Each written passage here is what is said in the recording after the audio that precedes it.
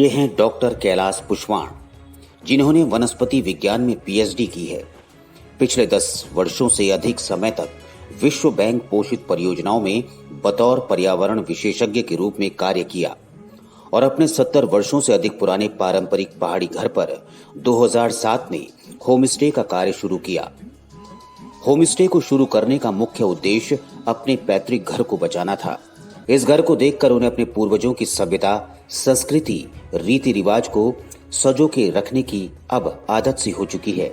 उन्होंने पहली बार होमस्टे को हिमाचल की धर्मशाला में 2006-2007 में देखा। आसपास के गांव में आज पुराने घर बहुत कम बचे हैं, इसलिए इसे बचाने की योजना इनके मन में आई। घर पुराना था, कई भूकंप झेल चुका था, लेकिन मजबूत था। कुछ जीर्णोद्धार की जरूरत महसूस हुई। साल 2015 में इसको रंग रोगन कर सजाया गया। घर के बाहर वेस्टर्न टॉयलेट और बाथरूम बनाया गया। आपदा से उबरने के लिए और रोजगार पाने के लिए बहुत से मित्रों ने इस योजना के बारे में बताया। सबने हौसला बढ़ाया और कहा, एक बार आप शुरू करें, नतीजे अच्छे आएंगे। नमस्कार, मेरा नाम डॉक्टर कैलाश पुष्वाण है और आप मेरे पीछे देख रहे हैं, ये मेरा होम स्टे है जिसको कि मैंने 2007 से चलाना शुरू किया। 2015 में मैंने रिनोवेट किया। ये मेरा घर जो कि 70 साल से पुराना घर है। यहाँ पे आज बहुत सारे देश और विदेश के हमारे अतिथि, हमारे मेहमान आते हैं। इनको हम अपने गांव के रीति रिवाज, संस्कृति, अपने देवी देवताओं के बारे में बताते हैं। हम इनको अपने जंगल के बारे में बताएं, हम अपने वनों के बारे में बताते हैं, हम इनको अपनी जड़ी बूटी के बारे में बताते हैं, पेड़ पौधों के बारे में इनको जानकारी देते हैं। और हम इनको अपने, जब वो यहाँ पे आ जाते हैं तो हम उनको जंगल वॉक करवाते हैं, उनको विलेज वॉक करवाते हैं, हम उनको बर्ड वॉचिंग करवाते हैं। हम उनको अपने जो हम लोगों ने जो नर्सरियाँ तैयार की हैं उनको उनके बारे में बताते हैं। हमारे जो जैविक उत्पाद है उसके बारे में बताते हैं। हम अपनी कृषि के बारे में उनको जानकारी देते हैं। हमारे साथ बहुत सारे युवा जुड़े हुए हैं जो कि बहुत सारे लोग इसमें गाइड का काम करते हैं, कुछ इसमें बर्ड वॉचर का काम करते हैं, कुछ इसमें से विलेज वॉक उनको करवाते हैं। तो इस प्रकार से हमारे साथ महिलाएं भी जुड़ी हैं जो कि खाना, यहाँ पे जो हमारे मेहमान आते हैं उनको खाना परोसती हैं। हमारे जो पहाड़ी व्यंजन है उनको बनाकर देती हैं, उनको खिलाती हैं। वो बड़े चाव से खाते हैं और उनको बहुत पसंद आता है।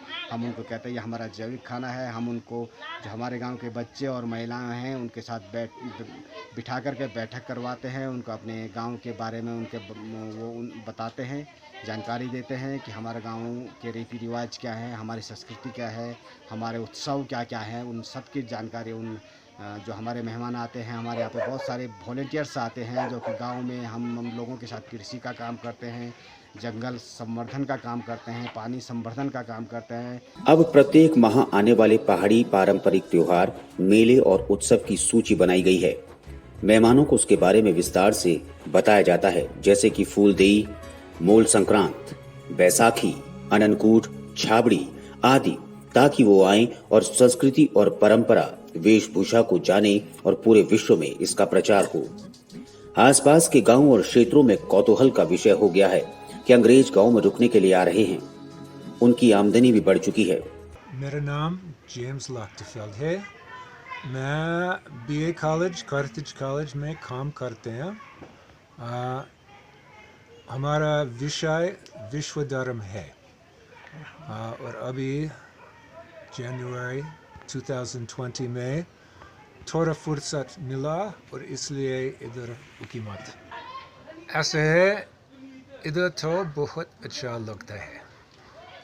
I came here with my family in June 2018 and we stayed for almost 1 week then, and this time I'm staying for just over 1 week.